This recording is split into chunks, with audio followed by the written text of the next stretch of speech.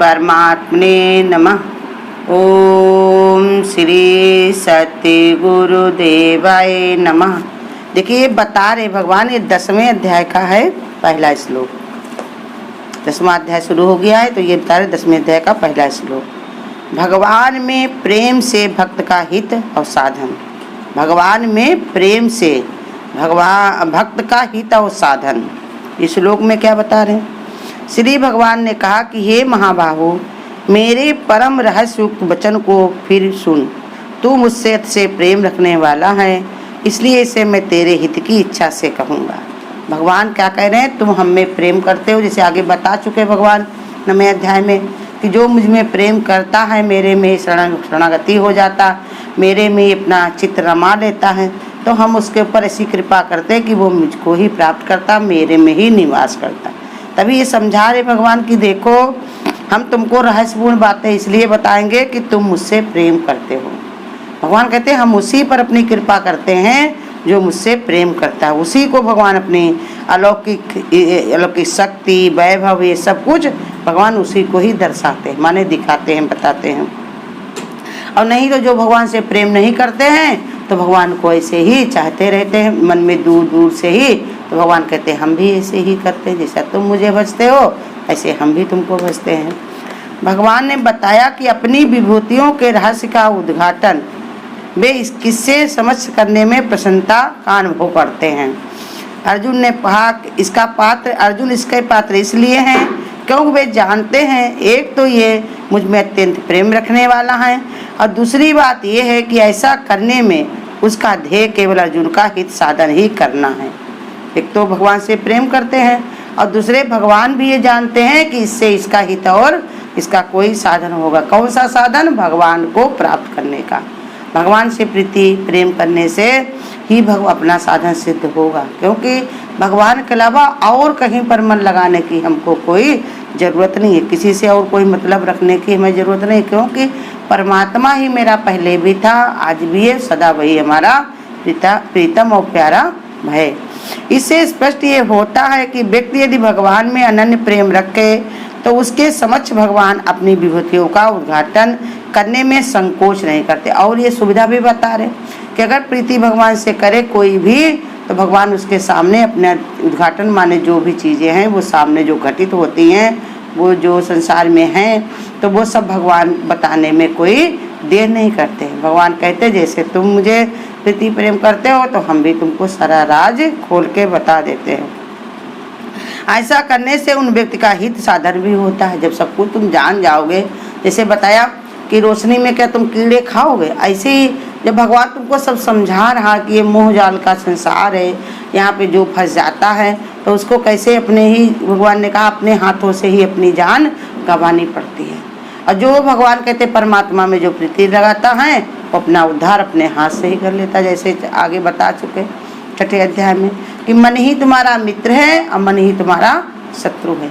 यही मन को अगर तुमने भगवान में लगा दिया, भगवान में रमा दिया, तो वही तुम्हारा मित्र बन जाता, तुम्हारा उद्धार करने में तुम्हारा साथी बनता है। और इसी मन को अगर तुमने लगा दिया अपने विषय विकारों में तो यही मन तुम्हारा पतन की ओर तुमको ले जाने वाला बनता। कोई दूसरा और तुम्हारा शत्रु और मित्र नहीं है। तो इसलिए समझा रहे भगवान कि तुम अपने इस साधन को जानो। ये मनुष्य का शरीर जो साधन मिला है, गुरु की कृपा हमारी जो भगवान ने कहा साधन मिला हुआ है, और ऐसा सुलभ अवसर, ऐसा मौका, सुनहरा मौका है। गुरु कहते इसको खाने में, भोगों में, विषयों में अपना मन को न लगा करके परमात्मा की ओर अपनी, गुरु कहते अपने लक्ष्य को पूरा करो, परमात्मा की ओर बढ़ो, उसके रूप को समझो। अध्यात्म, अधिभूत, कर्म, अधिदेव, अधियज्ञ के विषय में बताते हुए भगवान पहले 8वें अध्याय में बता चुके कि अध्यात्म परमात्मा का है। गुरु कहते आत्मा का अध्यायी यही अध्यात्म है। हमारे अंदर आत्मा ही आत्मा वो भरी हुई है, आत्मा ही आत्मा रोम रोम में है, यही अध्यात्म। वो गुरु हमको समझाता है, बताता है जब हम अध्यात्म से जुड़ते हैं, माने अपने अंदर जब हम खोज करते हैं। अधिभूत माने भगवान ने बताया कि आज से शरीर जो हमारा क्या है, अधिभूत है, आज है और कल नहीं है। कर्म क्या है और कुकर्म क्या है, सब गुरु हमको बताता है कि कदम उठने से पहले सोच लो अंजाम क्या होगा। जो तुम कर्म कर रहे हो इसका फल तुमको क्या मिलेगा। जैसे देखो रामायण में भी जब राम गए थे ऋषि लोगों के पास मिलने के लिए, तो उसमें भी बताते हैं कि मनुष्य अगर कर्म करते टाइम ये सोचे कि इसका फल हमको जो मिलेगा वो हमको इसका फल जो मिलेगा, इसी जो फल मिलेगा वो कैसा होगा, अगर इसी समय हमारी मृत्यु हो जाए तो इसका हमको क्या भोगना पड़ेगा, तो वो ऐसे कर्म को नहीं करेगा। लेकिन नहीं विचारता है, उसके कारण वो कर्मों के फल को भोगना पड़ता है। बिना विचारे जो करे सो पाछे पछताए, काम बिगाड़े आपनो जग में हो तसा। तो इसलिए बता रहे कि कर्म को भी गुरु हमको रोज समझाता है कि तुम कर्म ऐसे करो कि जिससे तुम्हारा मन खुश हो। खुश कब होगा? जब तुम किसी के साथ भलाई करोगे। संसार में दो ही कर्म, एक कर्म एक कुकर्म। कर्म वो होते हैं जो भगवान को अर्पण कर सको, परमात्मा को जो पसंद है। कर्म वो हैं जो अपने आप भी मन रोता है और संसार वाले भी थू थू करते हैं। अब ऐसे कर्म ना करो जिनके लिए तुम्हें रोना और पछताना पड़े। सुंदर मौका मिला है, सुंदर समय मिला हुआ है, सुंदर तुम्हारी सांसें हैं, ये सुंदर सहयोग बना हुआ है। तो इस सब चीज़ों को जान करके अपने समय का सदुपयोग करो, अपने कर्म का सदुपयोग करो। कितने सारे लोग दुनिया में ऐसे हैं कि बहुत कुछ करना चाहते लेकिन उनको मौका नहीं मिलता है। किसी का शरीर थका हुआ है, किसी के पास इतना मौका नहीं है, समय नहीं है, कोई के पास ऐसा कोई समझाने वाला नहीं है, इनको कुछ बताने वाला नहीं है। तो इसलिए गुरु कहते जब तुमको सब ऐसा सहयोग बना हुआ है तो इसका सदुपयोग करो। इसी को समझाते हुए भगवान कहते कि वो परमात्मा को जानो। उसके बार बार भगवान समझाने के लिए, अपने तत्व को बताने के लिए बार बताते हैं, बार बार कि हमको तत्व से जानो कि आखिर हम क्या हैं, हम क्या कर सकते हैं। गुरु कहते तुम्हारे सारे कर्मों को हम धुल सकते हैं। तो हमारी शरणागति आओ, तो हमारे शरण में बैठो। तो गुरु कहते हैं कि हमारे अंदर ये सामर्थ्य है, तुम भले को कैसे भी हो लेकिन हम तुमको अपने शरण में लेकर सब धुल देंगे। लेकिन मेहनत तो थोड़ी हमको भी करनी पड़ेगी। जैसे टीचर कहता है कि बेटे तुम स्कूल में अपना एडमिशन करा लो, ये अच्छा स्कूल है, यहाँ पर हम तुमको वकील बना देंगे, डॉक्टर बना देंगे, इंजीनियर बना देंगे।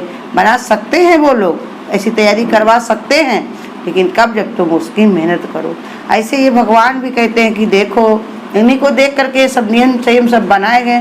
तो भगवान कहते हैं हम भी तुमको सब कुछ दे सकते हैं, तुम्हारा कल्याण कर सकते हैं, तुम्हारा लक्ष्य तुम्हें सधवा सकते हैं, तुम्हारे साधन बना सकते हैं। लेकिन कब? जब तुम मेरे में अपने मन को रमाओ, लगाओ, भाव बनाओ, विचार बनाओ और भगवान के लिए सब कुछ लुटाने को तैयार हो जाओ।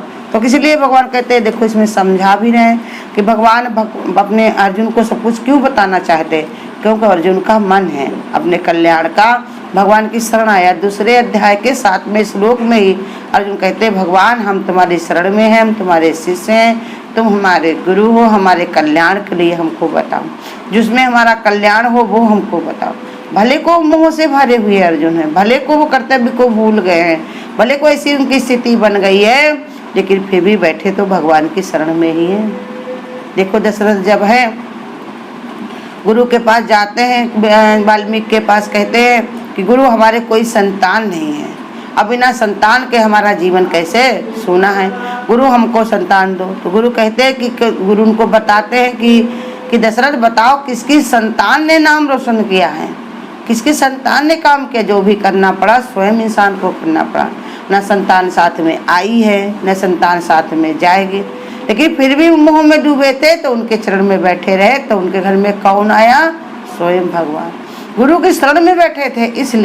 इसलिए बता रहे गुरु कि तुम गुरु शरण में बैठे हुए हो, भगवान की शरण में अगर बैठे हुए हो तो तुम्हारा हर तरीके से कल्याण होगा, लेकिन शरण को तुमको छोड़ना नहीं है। निरंतरता जो तुम्हारी बनी रहती है, जो भगवान में तुम्हारा प्रेम बना रहता है, तब भगवान कहते हैं हम तो सब कुछ जानते हैं ना, तुम्हारे भाव को, तुम्हारे विचार को, तुम्हारे कर्म को हमको सब कुछ पता है।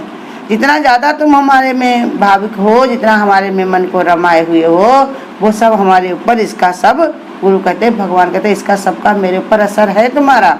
लेकिन भगवान कहते हैं कि धीरज नहीं खोना चाहिए तुमको। धीरज जो खो देते हैं तो वही उल्टे पान लौट जाते हैं।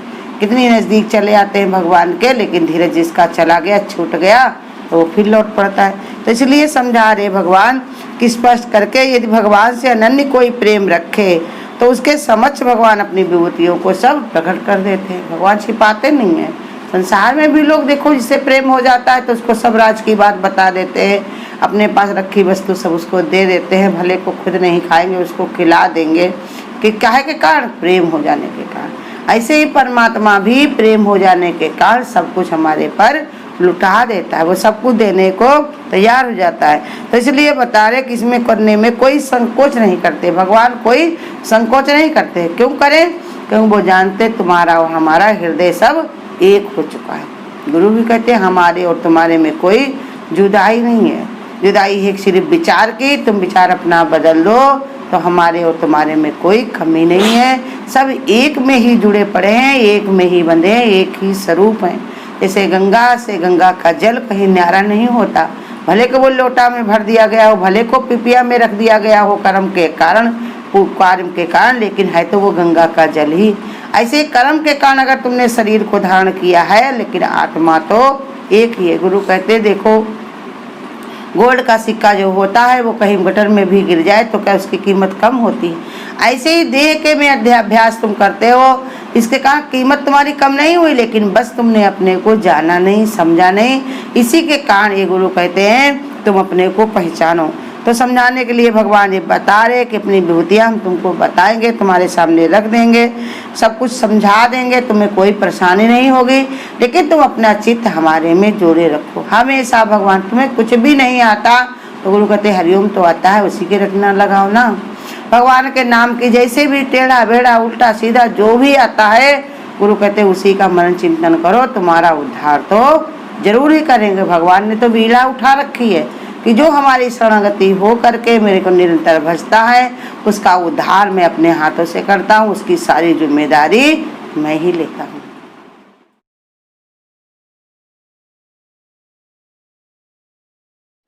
जिसके हृदय में हरि सुमिरन होगा उसका सफल क्यों न जीवन होगा। जिसके हृदय में हरि सुमिरन होगा उसका सफल क्यों न जीवन होगा। सच्ची धारणा से प्रहलाद जी ने ध्याया था, खम्बे से राम जी का दर्शन पाया था। सच्ची धारणा से प्रहलाद जी ने ध्याया था, खम्बे से राम जी का दर्शन पाया था। इसका सहारा रघु नंदन होगा उसका सफल क्यों न जीवन होगा। इसके हृदय में हरि सुमिरन होगा उसका सफल क्यों न जीवन होगा। द्रौपदी ने बांधा केवल 4 कच्चे धागों से, बदले में भेजी थी 1000 गज साड़ियाँ। द्रौपदी ने भेजा केवल 4 कच्चे धागों से, बदले में भेजी थी 1000 गज साड़ियाँ। इसका सहारा मन मोहन होगा उसका सफल क्यों न जीवन होगा। इसका सहारा मन मोहन होगा उसका सफल क्यों न जीवन होगा।